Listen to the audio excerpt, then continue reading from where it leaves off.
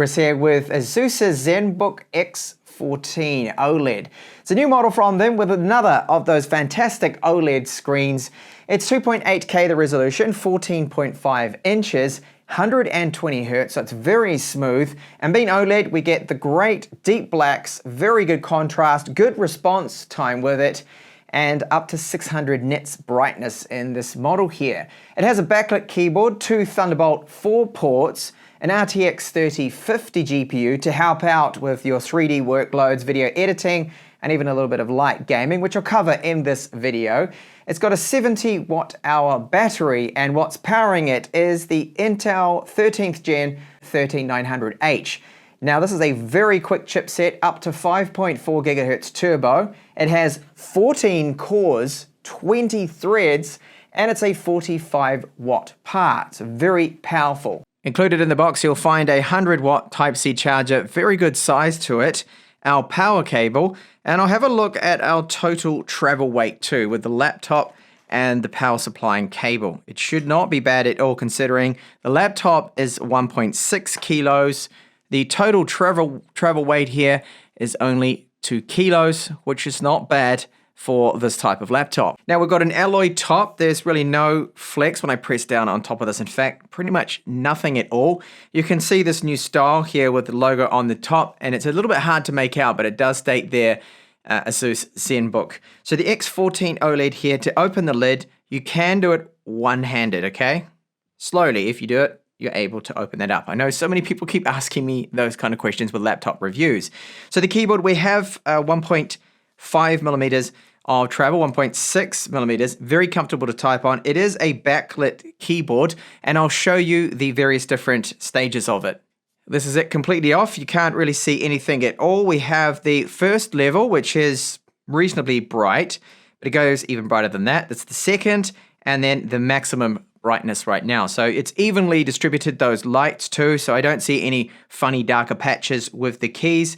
And if you're looking at it at a bit of an angle, so you have it sitting on a desk, you can see under the keys a little bit, and you do see a bit of the backlight, but it doesn't blind me. It's not bothersome either. Now my layout here is a little different because I've got the local keyboard here, which is the Spanish one. So I've got the accented N. The delete key is right here. I haven't accidentally pressed the power button. It does have a little bit more resistance than the rest of the keys here. Now it's not a loud keyboard at all to type on. I find it to be very comfortable. You can see up and down arrow keys are, yes, half-sized ones. They've had to do that to fit it in for the 14-inch size here. So you can see clearly we've got Sound by Harman Kardon. I'll give you a sample of that now. It's also got Dolby Atmos. Comparison, I have the Xiaomi 13 Pro, which is just recently released, versus the Galaxy S23 Ultra, also recently released, and then last September, the iPhone 14 Pro Max. Very good sounding speakers for the size of the laptop. And yes, we've got a lot of stickers on here. You can remove those if you wanted to do so. Now the touchpad works really well. No complaints with it. It's probably one of the better touchpads that I've definitely used this year. And we do have the extra features with it. So you've got gestures here for controlling the brightness. You can also trigger and launch the calculator with this. And then our number pad. So we saw that with the X14 Flip OLED that I also reviewed. Very, very similar to this, but it's got the touch screen and you can flip it right around, and it's a convertible basically. But you can see we've got that touchpad. Now it lights up quite good, and that doubles then as our number pad. So a handy little feature to have. Can't say I'll be using it too often because I have gotten used to using now keyboards without a number pad. But if you've got it, you got that option there. And I like this because it's a good workaround for the smaller size keyboards. Along the front here, we do have a lip to make opening that lid just a little bit easier. Large rubber foot along the bottom. There's two at the front here. Plenty of vents. Now there are two exit vents here too, and I'll cover the thermals later on in the video. And the downwards firing two speakers here.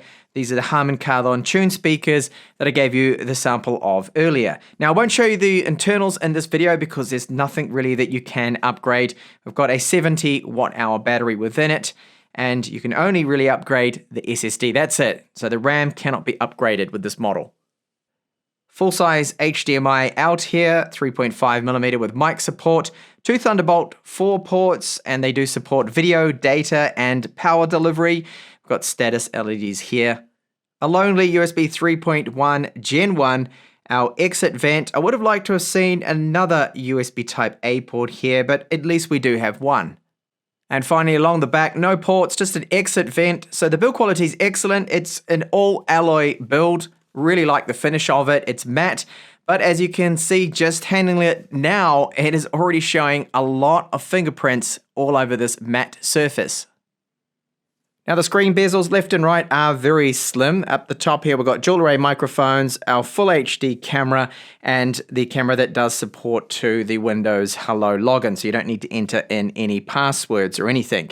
So it's a 16 by 10 aspect ratio screen, OLED. Now I've measured the brightness to be 389 nits, and we do have a resolution here of 2880 by 1800. I've used my Spider Pro not only to measure the brightness, but also the color coverage here, the gamut. So the calibration out of the box is very good, actually, using their profile from ASUS, and I didn't find it really to be that far off. You can almost, well, you can just tell that it's just the white balance is slightly different there, but that's normal. The calibration will be different out of the factory compared to me using my meter here. So sRGB coverage is 100%, NTSC is 95%, Adobe RGB is 96%, and then 100% P3. Now, I did expect this because it is a OLED screen. It's a fantastic looking panel, very deep blacks, and the brightness I wish was just a little better, but indoors, even at that close to 400 nits, it still looks excellent, very bright, really good colors, and it is not a touch screen, this one. So if you want the touch screen, go for the Zenbook X14 OLED, Flip OLED, sorry. Webcam sample and microphone sample with the Zenbook X14 OLED. So this is a full HD front-facing camera, so 1080p 30 frames per second. And we do have next to that, well, it's got an IR camera too that can be used for Windows Hello to log in without any passwords, so just using bio-identification, your face, of course. Now, this quality is pretty good. Now, they do have, through the software, what is called their AI Sense webcam, the camera, and you can change a few things with that. Now, I'm not doing it at the moment, but you can, for example, blur the background, you can have it correct your gaze, even beautify your face, if you're into that sort of stuff. And here we are now in Windows, so it is running Windows 11 Home, and there are some updates, of course, you need to run. There were some one BIOS update through MyASUS that I got that, so that's their own built-in software. Now the only what I consider as bloatware is this right here. You'll see I've got this little nag screen that's popped up, the McAfee software. So this antivirus software, it keeps nagging me to go premium to buy, and I do find it quite annoying. So we'll get rid of that, and I will uninstall that later on. I think Windows Defender, Windows' own built-in antivirus, is sufficient enough, really, for most people's needs. You don't need it. So that's the only bloatware we do have with this particular model. And you see it's popped up again. It is so annoying. I've got to get rid of that. So the disk drive we do have installed here, it's PCIe 4.0. Now, when I did the benchmark here, you'll see that the speeds of it, they're not exactly what I would call amazing for PCIe 4.0. I mean, the reads just go over PCIe 3.0 speeds, but the writes are really disappointing, especially for a 1 terabyte drive. So you can upgrade this, you can swap it over. There's no other components that are upgradable, so you cannot upgrade the RAM. The 32 gigabytes of RAM that I do have on board with this model here, that's soldered onto the motherboard, and it is running in dual channel as it should, and the speed is 4.8 gigahertz. So this is not the fastest this chipset does support. So for some reason, ASUS went with the slower RAM speeds here, which might affect the performance a little bit. The RAM bandwidth's being just lowered down a bit. So in Device Manager here, you will see that we've got the Wi-Fi 6E, and it's the AX211 from Intel. That is working really well. And our processor, well, it is listed plenty of times in here. That's because it does have 20 threads in total. So we've got 6 performance cores, 8 efficiency cores, and this thing is an absolute monster, especially in such a slim and light laptop. I'll just bring up the Cinebench score here that I managed to get. So you're looking at the single core score there. That's excellent because it can turbo up to 5.4 gigahertz, and then multi-core score, again, really quite good. Now, I might be able to squeeze a bit more out of this. This was just a first run here too, by the way. The more I run it, the score will go down a little lower. So this is the best case scenario there. And then Geekbench, I have also run that. Geekbench 6, again, shows that it does have plenty of power here. An excellent single core score there, over 2000, and multi-core score there, looking very good indeed. And I've run Firestrike just to check out the performance of the dedicated graphics. So it's got that GeForce RTX 3050. Now, I really wish it was the 4050, would be a little bit better. And even better than that, of course, would be the 4060, but this is what we've got with this particular spec. So the physics score is amazing, very good. Graphics score, quite a letdown. This is the Firestrike normal one, not the Ultra. TimeSpy score shows that the graphics, yes, is the weakness here, the bottleneck really of this particular setup. But it does aid with things like video editing, which I'll show you later on, just improving the performance with its CUDA cores. So it's welcomed, it's good, and it is much better than having the Intel Iris Xe or UHD graphics too with it. And our software, which is called MyASUS. I've covered this in my previous 2 other videos, and I'll just run over it really quickly here. So this is where you can find a lot of extra settings. It is useful software. I don't consider this to be bloated at all. So you've got battery care, instant full charge mode, fan profiles. I've kept it in performance for the duration of this review. So if you don't like hearing the fan come on when you push it under heavy loads, then you can put it into standard mode or even whisper mode at the cost of the performance, of course. So we've got settings here for the cameras. This is the noise cancelling. We've got AI noise cancellation. Now, I've got that off at the moment because I'm going to be recording just with the camera app that is a part of Windows to give you a sample of the webcam. And we've got the speaker cancellation noise AI as well. You've got sound modes. It's in music at the moment. I typically normally actually just leave that on dynamic, let it choose for me. You can boost up the audio too as well. And this is one of the most important things here that I do recommend you enable all of this because we have an OLED screen, pixel refresh, pixel shift, automatically hide the taskbar. This is a big one. And the transparency effect too. So have all of those on. You're going to get the best longevity out of this screen. Now I run myself an LG CX TV. It's 48 inches. I've had it now for over a couple of years, and I have absolutely no screen burn whatsoever, and I do have all of these kind of things enabled. I auto-hide the taskbar. So there's a lot of other settings in there that you can go through. They've got customer service in here where you find your live updates. This is very handy to get, and you're going to need this, to get, for example, the latest drivers and BIOS update, which I have already received and applied there, you can see on the 17th. So handy software, there's a lot built into it. Do check it out when you get this laptop because most of it in there is very useful. Then decoding demanding video files. So VP9 HEVC, it's all native decoding here. It's the RTX 3050 that's handling it. If, of course, you've got the Optimist enabled that you're switching, or it could be the Iris Xe if you've got that enabled too. So I'm going to test out, this is 140 megabits per second, 4K, HEVC 10-bit. And it takes, about 2-3 seconds to load. It's a little slow on the loading there. But once it gets going, you can see there that it's not dropping any frames. The playback is very smooth, and I'll skip ahead. This should be just as smooth. Yeah, no problems with that at all. And now to test out 4K 60. All right, that is also looking good.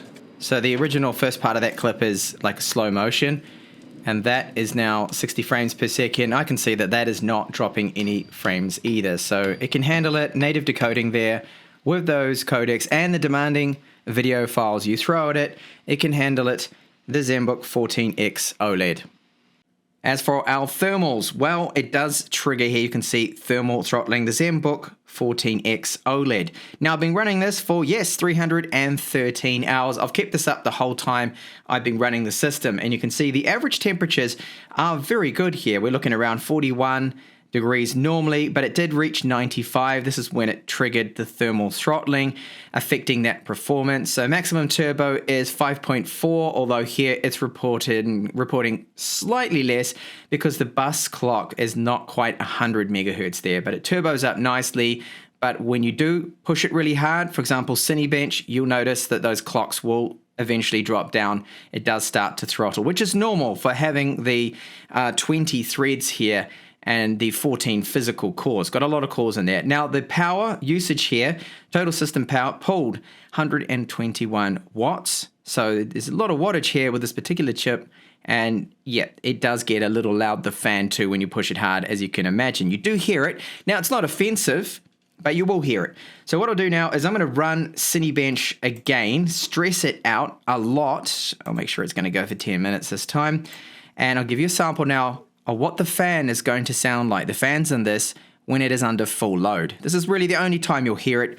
When you're just surfing the internet, you don't really hear much out of the fans. It's very minor and very quiet, but now it's going to be under full load, 100%.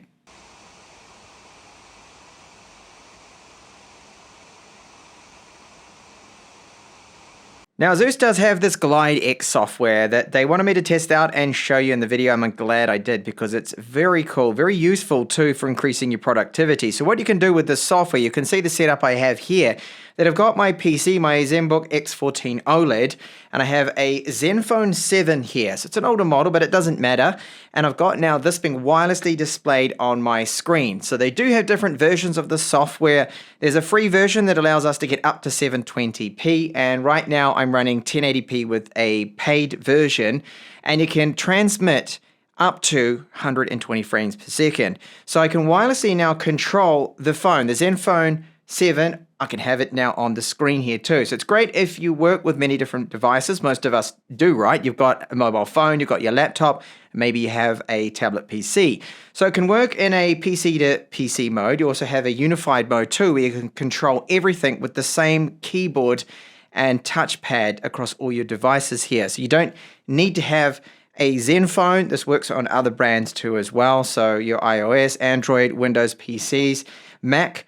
So if I jump into this here, you'll see now that I'm able to control the phone. I've got the mouse cursor here. So if I needed to go into anything, so I want to go into the gallery, I can do so, just jump into that.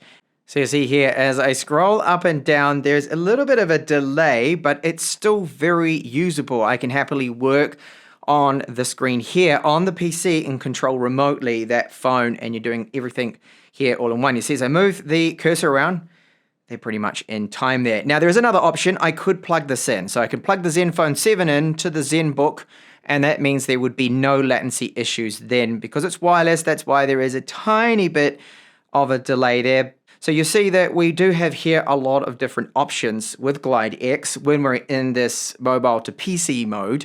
So tapping again, escape, I get out of the control of my phone remotely. And you see we've got these toggles here. So I have PC control, the keyboard and mouse, and here is our sound. This one and here is for our inputs and the hints there and settings. So just briefly show you this. Now, because I have the Pro version here of GlideX, which is paid, I have the full HD option available to me. Now, there's one more option above this, and that's another level of the pay system there, which is monthly. It's just a small fee. And that's for the native resolution, and HD, you get that with the free versions there. So you don't even have to get the paid version. You can still happily control and do everything in HD. It's not a problem, really. There's some control shortcuts right there, but I'll just get out of this. And I'll show you that on this side here, we do have our 3 Android menu keys. So we have the back key right there, home, of course. I'm already in home, and then recent apps. You can bring that up and just tap again. I'm back into the phone to go along and scroll here, slide, and select anything else I want. So this is working well. Then our GlideX Extend mode. This by far is my favorite mode, and I think the one that most people will be using. So I have a Samsung Galaxy Tab S8 Ultra right here that I'm using as a secondary monitor, and it's very quick to connect. So just from the menu from GlideX, I simply went into this. I have to install the app here first though in the Samsung. Once that's installed, I run over into this. When the app is loaded, hit connect, it does its thing. It takes about 30 seconds, and then I've got in Windows here a secondary display. That's how it shows up in Windows. So it's great for people that want to increase their productivity. You normally work with, say, 2 monitors, and maybe you travel with your laptop and your tablet, then you can take advantage of it. So it's great. I can move over here, start looking at some spreadsheets. Now, I have noticed that the latency with the Tab S8 Ultra here is a lot better than the Zenfone 7, and I don't feel like I need to go and plug in the USB cable just to remove all lag. I think this is still very workable, especially for things like this. You're not playing games on this extended screen, so it's going to be fine for workloads. So I can move over to this side here, be looking at whatever information, answer emails here, have spreadsheets up. So, you get the idea. So for productivity, it is going to be perfect here using GlideX. So I really do like this. I think this is quite a practical application. Very. The other mode here is what is called their Unify Control. So this allows you just to use one set of keyboard and mouse or keyboard and touchpad across all of the devices, multiple devices, just simplifying things because it's a real pain to be swapping between, say, two sets of keyboards and mouses. Well, you don't have to do that if you use the Unify Control. 4K video editing now, so it feels a lot better than just trying to run this without the dedicated GPU. The RTX 3050 is low end. In fact, that's the lowest you can get in a notebook, all right? Because the next step up is the 3050 Ti and then the 3060, but it aids the performance. So the playback here seems to be fine. Now, I'm only using a quarter playback resolution with these 4K files, which are 100 megabit. And I don't really see it being too much of an issue. Now, my timeline is very basic here, this edit. There's no fancy transitions or anything like that. Very little B-roll, and it seems to be fine, this kind of performance. So export times, I'm going to export now 1 minute with the 4K YouTube preset. I do expect this to be very quick considering the spec, especially with that powerful CPU. It should be able to rip through this, and aided by the fact that it does have quick sync as well with Intel.